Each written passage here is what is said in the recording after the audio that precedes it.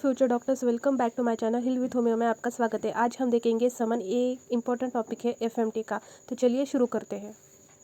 समन क्या होता है? कोर्ट द्वारा किसी भी व्यक्ति को भेजा गया जो लीगल ऑर्डर होता है, जिसमें टाइम और जो समय होता है वो फिक्स होता है और उसको उस व्यक्ति को कोर्ट में प्रेजेंट होना रहता है।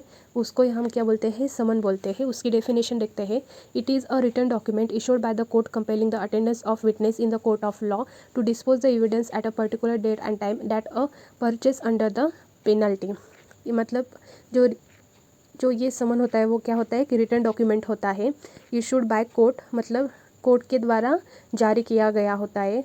और कंपेलिंग द अटेंडेंस, मतलब आपको कोई भी काम हो या ना हो, इच्छा हो या ना हो, आपको आना ही पड़ेगा, अटेंडेंस लगानी ही पड़ेगी of witness in the court of law, न्यायालय में, टू डिपोज एविडेंस मतलब कोर्ट में जाकर गवाह को अपनी जानकारी का सबूत देना पड़ता है। और ये एक पर्टिकुलर डेट और टाइम में ही जाना पड़ता है। अगर नहीं गया तो आपको पेनल्टी लग सकती है, मतलब सज़ा या जुर्माना हो सकता है। और इसको हम क्या बोलते हैं? समन बोलते हैं। इसके दो प्रकार होते हैं। सम पोनिया एट टेस्टिफैक्टेंडम, मतलब टेस्टिफैक्टेंडम मतलब to testify under the penalty. A witness is a summon to give his evidence. और सेकेंड टाइम होता है subpoena duces tecum. Duces means लेकर आना, और टेकअप मतलब अपने साथ, मतलब अपने साथ उस डॉक्यूमेंट का लेकर आना होता है। Bring with your under penalty, अगर डॉक्यूमेंट लेकर नहीं आए तो कानूनी कार्रवाई भी हो सकती है। A witness is asked to produce and submit document, अगर गवाह को कहा जाता है कि जो इम्पोर्टेंट रिकॉर्ड्स और जो डॉक्यूमेंट्स होते हैं उनको कोर्ट में लेकर आए और जमा करें। It is issued by the court in the duplicate, मतलब समन को क्या करते हैं? दो कॉपी दी जाती है। And signed by the magistrate, दोनों कॉपी पर मैजिस्ट्रेट की क्या होती है? साइन होती है। And bears the seal of the court, और जो कोर्ट का सील होता है वो भी लगाया जाता है। And it is delivered to the witness, और वो क्या करते हैं? विटनेस के पास पहुंचाते हैं through a police officer, police office के द्वारा। लॉ ऑफिसर, कानूनी अधिकारी के भी माध्यम से पहुंचा सकते हैं।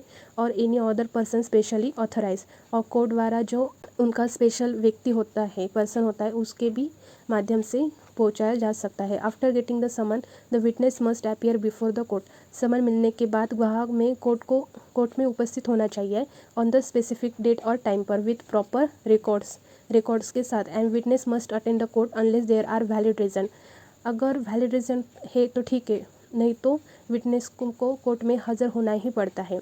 अगर वैलिड रीज़न मतलब कैसे? अगर कोई गंभीर बीमारी हो जाए, एक्सीडेंट हो जाए और हॉस्पिटलाइजेशन हो जाए तो हाँ, कोर्ट मतलब कुछ नहीं, पेनल्टी वगैरह नहीं लगाएगा, नहीं तो कोर्ट में जाना मस्ट है। Then if the witness fails to attend due to valid reason, अगर सही कारण न हो तो कोर्ट नहीं जा पाता। He must convey the message to the court, और उसको क्या करना पड़ेगा? कोर्ट को मैसेज कन्वे करना पड़ेगा। And new date of hearing will be issued, फिर कोर्ट क्या करेगा? नई तारीख देगा। If the witness fails to attend without valid reason, अगर विदाउट वैलिड रीज़न से, मतलब कोई भी वैलिड रीज़न नहीं है और फिर भी विटनेस नहीं आया, तो जो कोर्ट होती है वो एक्शन लेती है। अब हम देखने वाले हैं इन सिविल केसेस में। In civil cases the court can issue warrant of arrest और he may be imposed a fine, मतलब सिविल केस में क्या होता है? कोर्ट उसके खिलाफ गिरफ्तारी वारंट जारी कर सकते हैं और उस पर जुर्माना भी लगाया जा सकता है। और क्रिमिनल केस में क्या होता है? Court can issue notice and ask the reason for not attending. जो क्रिमिनल केस होता है उसमें कोर्ट क्या करती है? एक नोटिस भेजती है और रीज़न पूछती है कि क्यों आप अटेंडिंग, मतलब कोर्ट में क्यों अटेंड नहीं किया। और ही में भी इम्पोज्ड अ फाइन, और जुर्माना भी लगाया जा सकता है। एंड बेल वारंट, ऐसा वारंट जिसमें व्यक्ति जमानत लेकर छूटता है। और जो नॉन बायलेबल वारंट होता है उसको क्या बोलते हैं हम? ऐसा वारंट जिसमें तुरंत जमानत का अधिकार नहीं होता है, उसको हम नॉन बायलेबल वारंट बोलते हैं। प्रोसीजर हिज अटेंडेंस, मतलब कोर्ट ही सुनिश्चित करता है कि गवाह को कोर्ट में कब आना है।